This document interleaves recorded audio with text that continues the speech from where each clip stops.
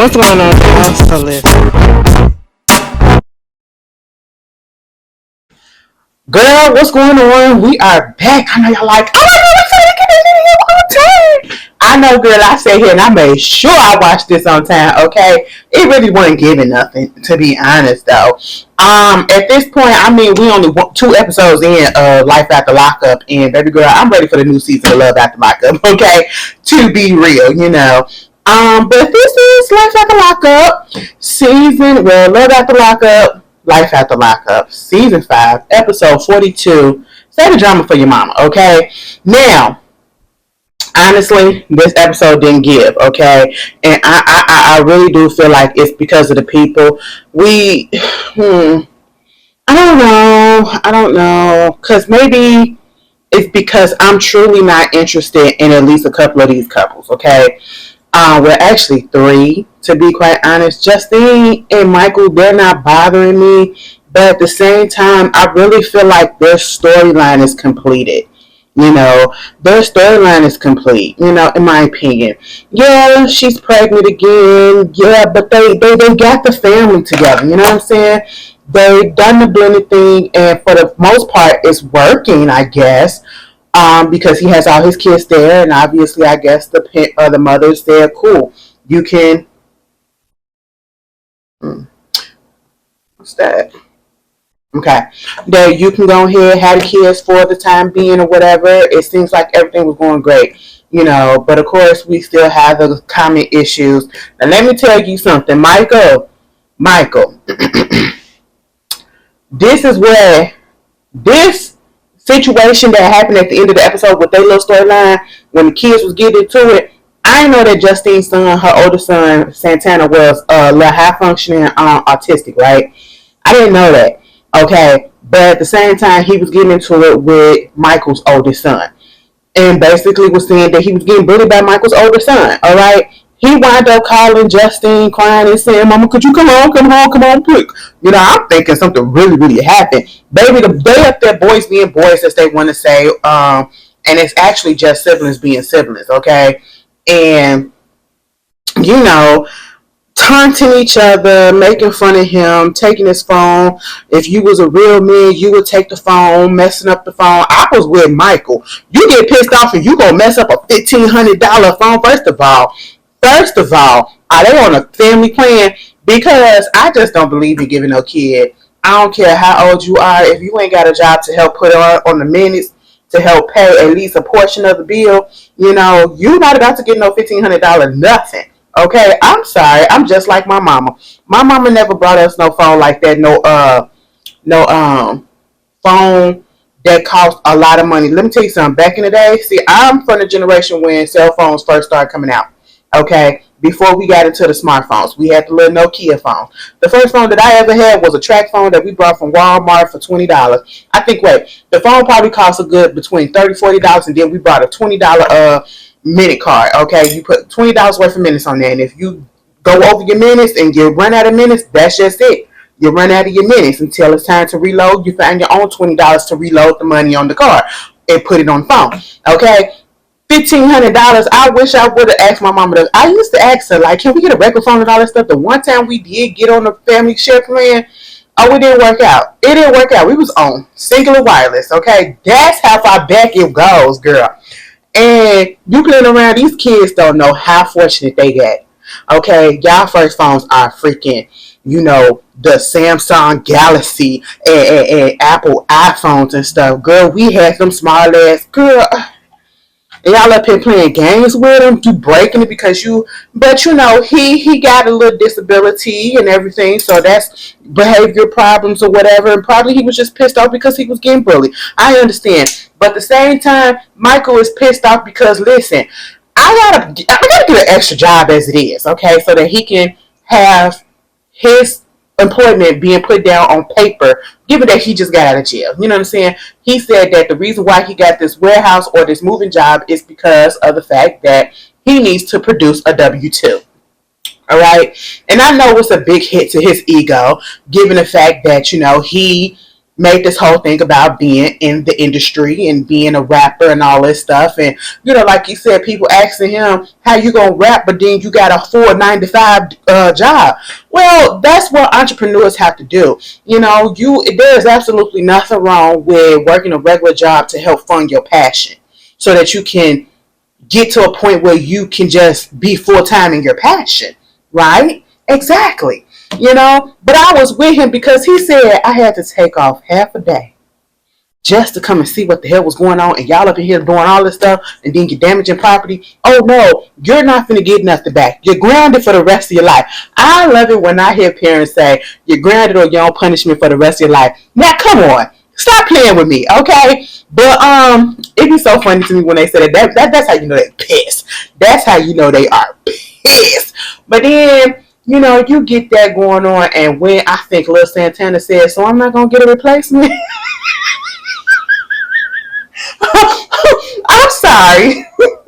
That would have teed me off, because you want to know what that reminded me of? That reminded me of that episode, my all-time favorite episode of The Cosby Show, when Vanessa went to Baltimore to have big fun to see the wretched, and she was like, can I get my punishment now? Like, I really would like to have it before I go to bed. And Claire was about to tear that ass up just for her saying that. That is the same thing. Same thing happened when Santana asked, so I'm not going to get a replacement? What? Be quiet. Michael, you ain't have to bust that door open like that. You did not have to bust a hole in that door like that. Now, see, Michael, I'm going to tell you something, and the bird in me about to come out, okay? It's just about to come out. Because I was really in my feelings earlier with what you were saying. They was up there talking about, he didn't want to get a vasectomy because he said, what if they do something wrong and all this stuff and I still can't perform and all this? And Justine was like, well, you want me to get my tubes tied and all this stuff, so why is it that I got to get my tubes tied and you can still be out here producing kids and doing this and doing that? What is the point of you being able to produce sperm like that when you're going to be with me forever and I can't have kids? What's the point? And I get both. I really do dislike when that conversation comes up, because men always do that for the most part. Well, the ones that be showing to us, it's always, why should I get my tubes tied? I mean, why should I get a vasectomy? How come you just can't get your tubes tied? And it just gives me like, that just goes to show how much people put on their genitalia to detect their womanhood or their manhood, okay? At the end of the day, if it's done right, you don't have no problems, okay? You can still be out here functioning, doing your thing. You just won't slip up and you just won't be able to get pregnant. And it's just like, how come you can't understand? Like, I feel as though both of them, if y'all plan on being together forever and you heard what the doctor said and it's detrimental to her, and so that there is no slip up, because I do know, can't tubes untie, or something can happen where a small percentage where it can fail and you can still get pregnant. Same thing with vasectomies. A small percentage can fail and you can still get pregnant. Why not just go ahead and both of y'all get a vasectomy and get tubes tied? Why don't y'all just both do it at the same time? That's how I feel. But baby, let me just tell you this, Michael, I was really irked at you the way that you was acting on that subject. But then when you came home and you busted that hole in that door, y'all already know where I'm going with this. I said, first of all, Miguel, that was not needed. But since you did it, Justine, I get it. Because I almost gave up on it. Because y'all know I used to like Michael when he first came on the scene. And then kind of lost the luster or whatever. And now you just kind of re-energized something. I said, ooh, bust it again, bitch. But anyway, you know what? You can't be doing that in front of the kids, okay? But I'm so glad, because let me tell you something. You bust a door and you let your anger get so pissed off, get so hyped up like that for that reason, for that little reason, because them kids had you call off work. I get it, kids. That's what they do. They piss you off. And you want another one? Girl, Michael, you got 9 kids that you can't control. All these egos, all these personalities, all these attitudes, and you get in this little situation and it causing you to bust doors down, put holes in walls and stuff. No, okay.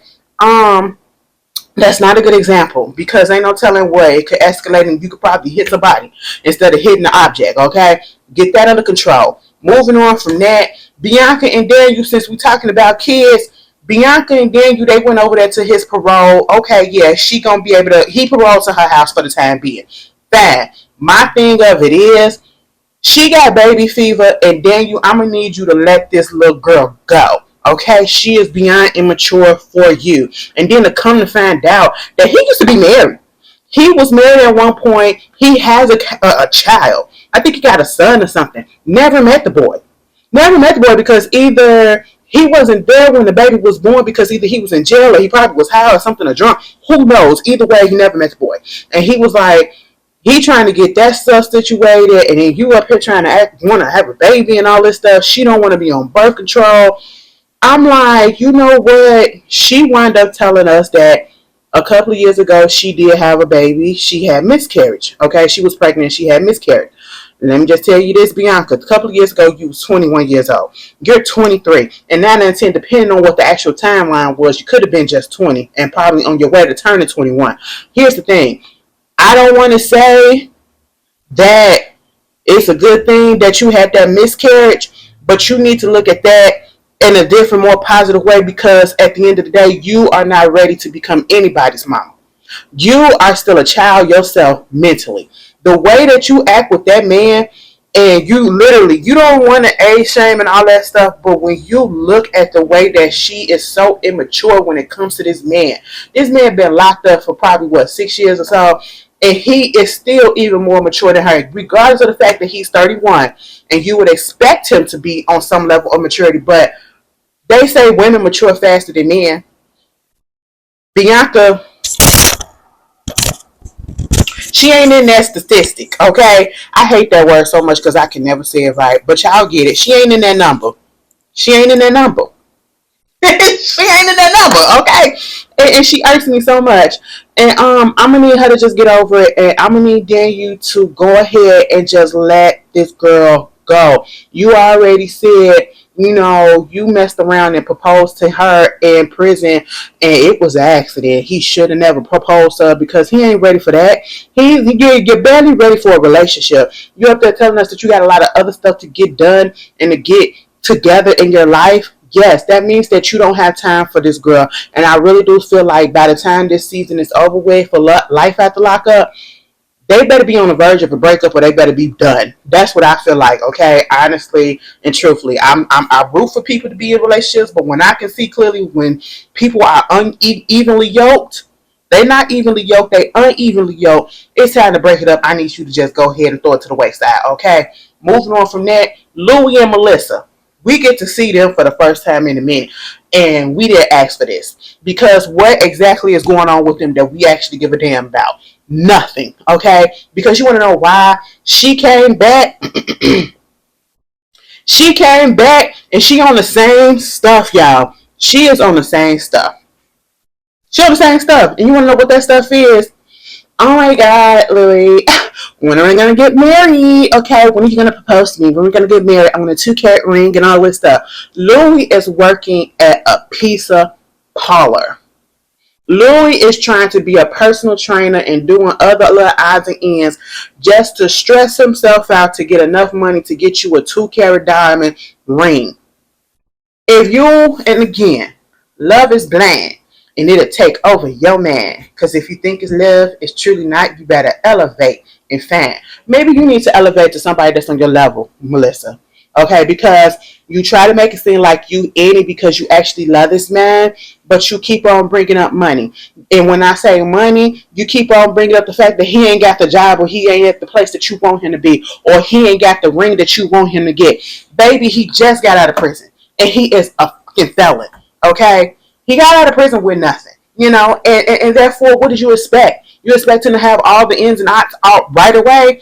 This polar plunge shit, we need to see that. Okay, I really didn't care. Him talking to his mama about it. Baby, let me tell you something. Louie, you should have been listening to mama. Mama said, leave that lady alone. And I'm going to need you to leave that lady alone. Okay, before she set you back. All right, for you go out here try to do some stuff that you ain't supposed to be doing. Speaking of, Zaria,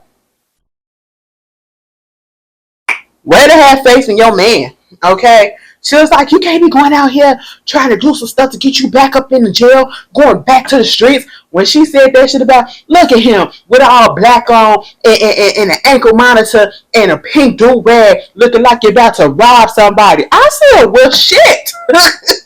Why are you stereotyping your man like that? He just walking down the street. And let me tell you something. He was on the phone with somebody, and they did. I hate the way they be doing this editing and stuff sometimes on Life After Lockup and Love After Lockup, and some of these reality shows, because y'all be trying to make it say like, oh, they out here doing the wrong thing and they about to go back to their old ways, and the conversation be sounding like that on the phone or whoever they talking to. He was like, yeah, bro, come on, come down here because I need you to help me figure some things out, because he talked about the fact that they need some money. Okay, and she don't want them going back to his old ways, into the streets, whatever. And of course, he sits on the bench, and his friend pulls up that he knows since he was like in prison, and basically they sit down, have a conversation about what was going on and about the fact that Zaria was lying to him, and they need the money. And he was thinking about, do I have to go back and do the things that I was doing? Because I didn't grow up in the streets. I didn't have to be up in the streets, but I went to the streets, and it's like if I wanted something, I go to the streets and I go ahead and do this and do that, and I get it in a minute. I had it in a minute. I ain't never had to worry about money, whatever. And so the friend was basically, while he's sitting there smoking a little some, okay, and it wasn't no cigarette, okay, he told him, nah, bro, you don't need to do that. Don't go back to doing that old stuff. I said, okay, at least you got good people around you. But I really don't think Troy was going to go out there and do some messed up stuff. Troy was just venting, okay? And I feel where Troy is coming from now. Let me tell you something, Zaria.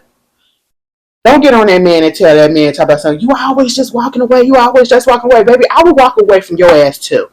Okay? Like he said, the issue of the matter is we are in a relationship, and you want me to be understanding of you when you cannot be communicative to me and to us. You want me to tell you what's going on, but you keep hiding stuff from me. Communicate with me, bitch. That's what he wanted to say. Okay, that's what he wanted to say. I put the little extra on, but that's what I was feeling coming from him. He was trying to be respectful a little bit, but he's right. Communicate. You want me to stay there. You want me to understand what's going on. You want us to be a partnership and everything, and to be on one accord. How can I be on one accord with you when you're not telling me everything and you're sneaking stuff on me, and I'm surprised, and it's like you wait till it get to the last minute, okay? Like, you could have been said something, and he could have been tried to get something going or whatever, and trying to get another job and all this stuff to help. You know what I'm saying? You work at a nonprofit, so of course it's not surprising that you could possibly have issues with money. Just talk. I'm pretty sure your spouse will understand. You are not in a boyfriend-girlfriend relationship. Y'all are married. This is a partnership, legally especially. So talk it out and quit hiding shit. And also, Zaria, I'm going to say this each and every time. Less is more. In your case, you just don't need it. Less is more, and a dermatologist is on speed dial. I need you to get it. I need you to get it. Okay? Because in WeTV, I'm so tired of y'all putting that camera so close up on her face like that. Take that fish eye lens off of her face when she is in that car. Okay? Because y'all ain't have to put that camera so close to her face. Mind you, the camera probably ain't even that close. It's just y'all zooming in. I'm so sorry. I shouldn't see all the indentations. God damn it, her skin look like Miss Netta. Okay, I'm so goddamn sorry. Y'all seen that shit on TikTok, baby. Jamaican TikTok is tearing Miss Netta ass up. Okay, Miss Netta said she liked the Jamaican food when they was going on that little carnival cruise, and they have been tearing. She said that food is nasty, and let me tell you something. I ain't never had no oxtail or nothing like that. But I just know if a Jamaican was to make it, I'm pretty sure I love it. They just look like they'd do it. And you mean to tell me you went there and who made it? Maybe it was somebody that wasn't Jamaican. That's how I feel. You know what I'm saying? How dare you? And even if you don't like a certain culture's food or country's food, you don't have to just say it. So, it's just nasty. Like, it's a more subtle and not so disrespectful way that you can say that. I mean, you're grown enough to know that. But anyway, how do we get on that? Skin. Okay? Less is more. At least if you're gonna do some makeup, get somebody that can do it or show you how to do it so that you won't be caking that foundation on. And see, that's the problem. It's not really that you putting the makeup on, which you really shouldn't. In my opinion, you should let your skin breathe until your skin heals up, your acne heals up. But if you're gonna do that, don't put so much on there that it looks so cakey in this to the point where it's bringing out the indentations and the actual. It's not really hiding them. It's bringing it out even more. Am I right? All right. Moving on from that. Um, Girl, who else we got on this show? We said Key Rock and Brittany. What is there to be said? They messed up. Key Rock thought that he was able to go out there to Texas. Texas said no. Okay, and that's just all that it is. Now let me tell you where you messed up, Key Rock. Besides the fact that you jumped the gun and you thought that you was going to be able to go before you get the official word, just because one state's there, okay, that's cool. We can move you over there. You got to wait for the other person, communication, right? Where you really messed up also is not telling your mama right away what was going on. Mama was pissed. Mama Tammy was ready to go to Texas. You didn't have her packed up, and you going to tell her on the day that her lease expires that, yeah, we're not going to be able to go. What? You know how pissed off I would be? Do you understand how pissed off I would be? I understand Mama Tammy, okay? Mama Tammy was a little pissed, but she said, bitch, I'm finna still go to Texas. Because just because y'all can't go right now, I got a place, okay? Or I could sit up in that place, and I'm gonna be up in Texas. And I said, I know that's right. You gotta do what you gotta do. And see, this should all be... Oh, excuse me. This should all be a lesson to everybody out here who think that doing crime pays. Because if you do crime and you get caught, you got to do the time. And not only do you have to do the time, you have to understand that you're not going to be able to go ahead and live life the way that you truly want to do it. Okay? It's going to be a little bit hard. It's going to be a little bit hard, some people gonna have it a little bit easier than others because there's gonna be people out there that's probably gonna be a little bit more understanding. Just like when Michael was able to get his moving job, he said, "Oh, they ain't give a damn about my background." But then you probably have it hard. On the other hand, like Louis, who said, "I be out here trying to apply for all these other jobs, and I get past certain parts, but then when they get to that background check, and they find out that I went to prison, and then found out what I went to prison for, oh, it's." Don't call us, we'll call you. That type of situation. All right? You got to know that you're going to mess yourself up. Now you can't even get a goddamn apartment because people don't even want to approve you because you just got out of jail. Girl, what? It just does not pay to do crime. I'm just saying, get that shit together. Let this be a lesson. That hotel room, let me tell you something, one of the realest moments that Key Rock and Brittany did when they got up into that motel room was when they pulled them sheets back and they was looking for bed bugs. Because I said, first of all, that outside, if I ever see Ashley can never go into no motel. Not nothing that look like that. Okay, that look like where the hoes go, where they do business, where they do drug deals and all that stuff. It looks suspicious, okay? But it was cleaner than I thought it was going to be up on there. I will say that. But I felt Brittany. Brittany said, listen, that gave me flashback and it gave me PTSD to back when I ain't had nothing. I was out here homeless, couch searching and surfing and everything. I ain't had nowhere to go. So she got this real bad thing. You know what, y'all? She got this real bad thing where it comes to hotels, or I should say motels and all that stuff. But anyway, let me hurry up. Because the last thing that I want to talk about is this whole Teeny and Rob situation.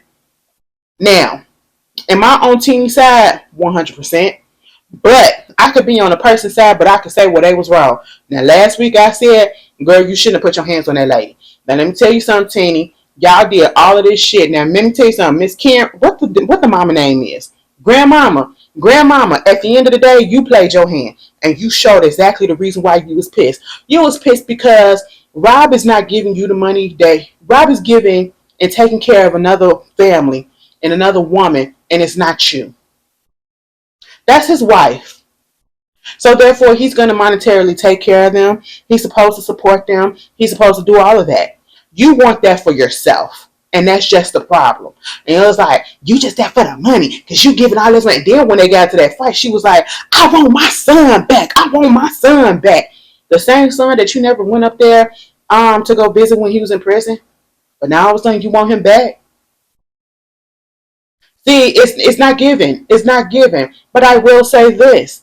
In defense of the mom, in defense of the mom, Tina, you ain't have to go back and you ain't have to put your hands on that lady. I'm just saying, when you walked away, you should have just kept on walking away, okay? But you did turn around and you struck the first blow by pushing her in the face like this. She's like, why are you doing that? That's one thing. Then you hovered against her over her, and then she popped up at you, and then Rob got in the middle of it, and then you pushed her face back like that. And I'm just like, oh, so if y'all start scrapping, y'all start scrapping. Let me tell you something, both of y'all asses was wrong. Okay, both y'all asses was wrong, but I'm still on Teeny's side because the mama ain't shit.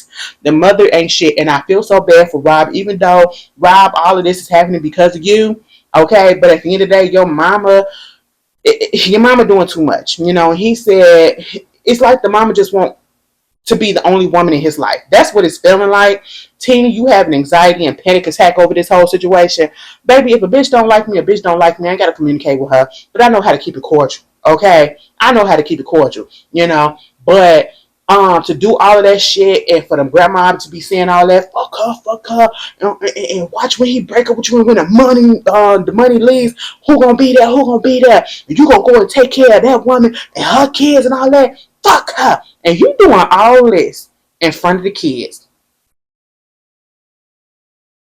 In front of the kids. That's the messed up part. That was a messed up part. And then, you know, Rob trying to give his two-piece about it. And I can't even really be mad at him for being mad at what happened because either way, whoever side you on, it's all messed up. Ain't no right person. Ain't no right person in this situation because they all grown adults and they should be able to talk things out. And like he said, you shouldn't have turned around. You should just kept on going. To be honest, okay, we got to be fair and call a spade a fucking spade. You know, Tina, you struck first. Let's just be real about that. As much as I want the grandmama that had struck first, you struck that first blow. Okay, and if your man want to be mad, let your man be mad because he got every right to be. But you could be mad at him too. You know. And I felt so bad when he was talking and he was getting all teary-eyed because he was like, this is a welcome home party. And the whole time, you asked him when I'm going to do this when I'm in jail and all this stuff. And then when I finally out, ain't nobody there to show up for me. I feel bad for him. Then you got the kids. The kids got more sense than the adults. And let me tell you something. The daughter is very much me. Okay? Now, if I was that age, I'm sorry. Like, she was talking to her little brother about it and was like, how do you feel about it? What happened? The little boy was like, you know, people get mad and they make mistakes and I still like grandma and all that stuff. The daughter said, I mean, that's okay or whatever, but I'm looking at the bitch different because you don't put your hands on my mama. I said, well, your mama put her hands on her first and the grandmama technically was defending herself. But I get where you coming from, Miss Gurley, because I would have did the same thing. She said I wanted to get up and I wanted to go help my mama, but then they probably would have said, because you know a kid got to stay in the kid place, bitch. For me, fuck all that. I will never forget that time me and my mom and my auntie got into it. My mom and my auntie got into it before she passed, bitch. Let me tell you something. We was scrapping on that goddamn steps. One thing about it, two things for sure. I don't give a fuck who you are. Don't put your hands on my mama, okay? I don't care if you her sister, okay? Her mom, bitch, girl. Don't do that. Because once I see my mama in distress, all right, I don't care what it is or who it is or who right, who wrong. Baby, my mama shouldn't be hollering at nobody. And especially not if I'm right there. Hell no, mama, you sit there and I'll take care of this, okay? Because we're not finna do this. But, yeah, everybody was wrong in that situation. Doing all that shit in front of the kids. Girl, what examples are y'all making? You know? And the mama is the one that's more so concerned about the money than anybody else. Okay, yeah, Teeny took the kids to the water park and she was asking about how much the money is. It's like, you know, they making less money. I said, how the hell is it that he come out of prison making less than what he was in prison? He said, I'm not in prison no more, so I can't go to the craps table. I can't gamble and get all the money like I was making when I was up in prison. I said, damn it, man. How much was you making up in there? Then now the income has decreased significantly because he works on trucks now. And Teeny, get your ass a job. That's a hard-working man right there. Get your ass a job. Girl, anyway, that was the episode. Really wasn't much. Like I said, y'all tell me how y'all felt about it. And did your opinion about the Teeny and Rob and the mama situation change? Let me know. And I'll see you guys later.